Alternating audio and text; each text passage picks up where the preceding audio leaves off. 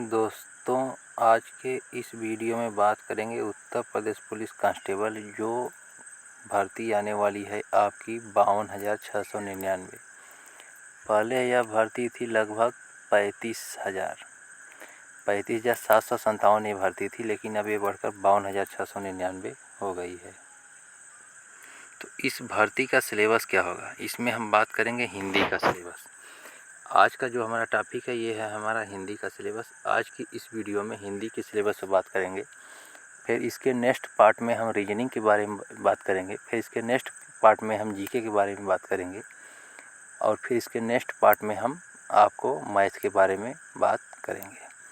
तो इस चैनल को आप सब्सक्राइब कर लीजिएगा, क्योंकि इस पर आपको उत्तर प्रदेश पुलिस के बारे में महत्वपूर्ण जानकारी मिलती है और मिला करेगी। जैसे जैसे अपडेट पता चलेगा वैसे वैसे आपको अपडेट पता यहाँ से बता दिया जाएगा। तो बात करते हैं हिंदी में पूछा जाता है आपका 37 प्रश्न। प्रत्येक प्रश्न 2 नंबर का होता है, यानी 74 प्रश्न, 74 नंबर आपका हिंदी से बनता है। केवल 74 नंबर।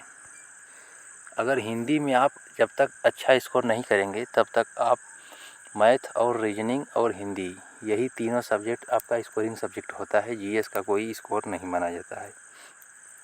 तो हिंदी में आते हैं आपके 37 प्रश्न। हम मान लेते हैं 2 प्रश्न आपको नहीं आएगा, छूट जाएगा, लेकिन आप अगर ये सिलेबस इसका पूरा कर लेते हैं तो आपको 35 प्रश्न आप आसानी से कर ले जाएंगे। तो आप अगर 35 प्रश्न करते हैं, प्रत्येक प्रश्न 2 नंबर का, तो 70 नंबर आपका पक्का हो जाएगा। ठीक इन टॉपिक को आपको तैयार करना है। बात करते हैं सिलेक्शन प्रोसेस क्या होता है। तो सिलेक्शन के लिए आपको सबसे पहले क्या करना पड़ेगा, एग्ज़ाम देना पड़ेगा। एग्ज़ाम में आपको 20 प्रश्न गणित से पूछे जाएंगे, 55 प्रश्न रीजनिंग से पूछे जाएंगे, 38 प्रश्न आपके सामान्य हिंदी से और 37 प्रश्न आपके जीएस से। 38 प्रश्न आपके या तो 38 पूछेगा जीएस से तो 37 पूछ लेगा हिंदी से। जब आपका जीके से जब 38 पूछेगा तो हिंदी से आपका 37 पूछेगा, यानी 1-2 प्रश्न इधर उधर होता रहता है। तो अब चलिए इसका सिलेबस देखते हैं क्या क्या है। ठीक, तो जो हम सिलेबस बता रहे हैं बस आपको इतना तैयार कर लेना है।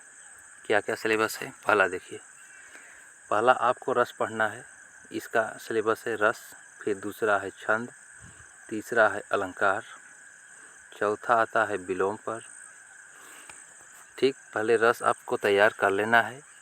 जैसे एक टॉपिक पढ़ लिया रस, उसके बाद उसका प्रैक्टिस कर लेना है। फिर अगला टॉपिक पढ़ेंगे छंद, छंद को पढ़ेंगे, फिर उसका प्रैक्टिस कर लेंगे। फिर पढ़ेंगे अलंकार, अलंकार को पढ़ करके अलंकार का प्रैक्टिस करेंगे। फिर पढ़ेंगे विलोम, विलोम को रटना पड़ता है, विलोम भी आपको याद करना पड़ेगा। विलोम के बाद फिर अगला आता है पर्यायवाची, पर्यायवाची को भी आपको याद करना पड़ेगा।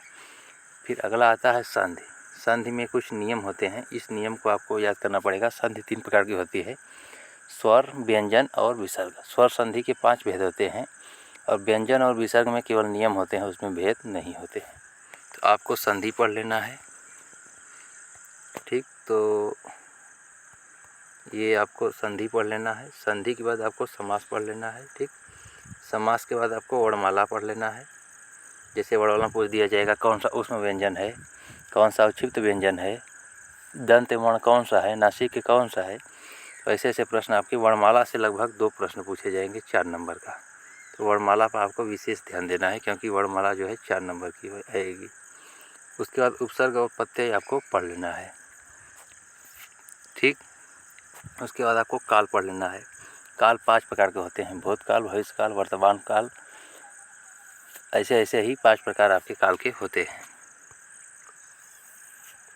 फिर अगला आपको पढ़ लेना है वाक्यांश। वाक्यांश क्या है, वाक्यांश ये चीज़ होता है, जैसे आपको पूछ दिया जाता है, कोई पैराग्राफ आपको दे दिया जाएगा, उसके बाद वहाँ से क्वेश्चन पूछा जाएगा, लंबा चौड़ा पैराग्राफ रहेगा, उसमें से क्वेश्चन पूछा जाएगा। तो पैराग्राफ को आपको पढ़ करके क्वेश्चन का उत्तर देना होता है। तो इसको भी आपको बहुत डिटेल में पढ़ना पड़ेगा, क्योंकि ऐसा ऐसा पैराग्राफ पूछता है कि जो पैराग्राफ में शब्द है ही नहीं, उसी के बारे में पूछ देता है। जो क्वेश्चन पूछेगा वो पैराग्राफ में आपको जल्दी मिलेगा ही नहीं मिलेगा। एक प्रश्न लगभग ऐसा रहेगा कि जो प्रश्न पूछेगा वो पैराग्राफ में ही नहीं रहेगा। तो इस पर आपको विशेष ध्यान देना है। फिर आपको पढ़ लेना है दोहा, वाक्यांश के बाद आपको पढ़ लेना है दोहा, फिर आपको पढ़ लेना है मुहावरा। मुहावरा लोकोक्ति जैसे होता है, जो कभी न मरे वो अमर, ठीक। उसके बाद जैसे वाच्य आपको पढ़ लेना है, वाच्य के बाद आपको लोकोक्ति पढ़ लेना है। मुहावरा और लोकोक्ति अलग अलग होता है, ठीक। उसके बाद हिंदी साहित्य आपको पढ़ लेना है। हिंदी साहित्य में जैसे कवि हो गए, उनकी रचनाएं हो गई। उसके बाद पुरस्कार, कौन से कवि को किस भाषा के लिए पुरस्कार मिला, तो ये सब आपको बढ़िया से तैयार कर लेना है। ये है हिंदी का सिलेबस। उम्मीद करते हैं कि सारी आपको बातें समझ में आ गई होगी। एक बार फिर से रिपीट कर देते हैं।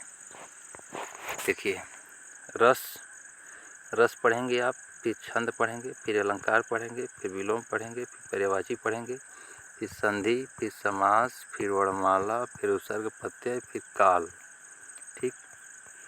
काल के बाद ये है आपका वाक्यांश, फिर दोहा, फिर मुहावरा, फिर वाच्य, फिर लोकोक्ति और ये साहित्य। अगर हम काउंटिंग करते हैं तो इधर हो जाएगा 1 2 3 4 5 6 7 8 9 10 इधर हो गया। 10 के बाद 11 12 13 14 15 16 ये आपके चैप्टर हो गए। प्रत्येक प्रश्न 2 नंबर का, यानी 32 नंबर यहाँ से हो गया।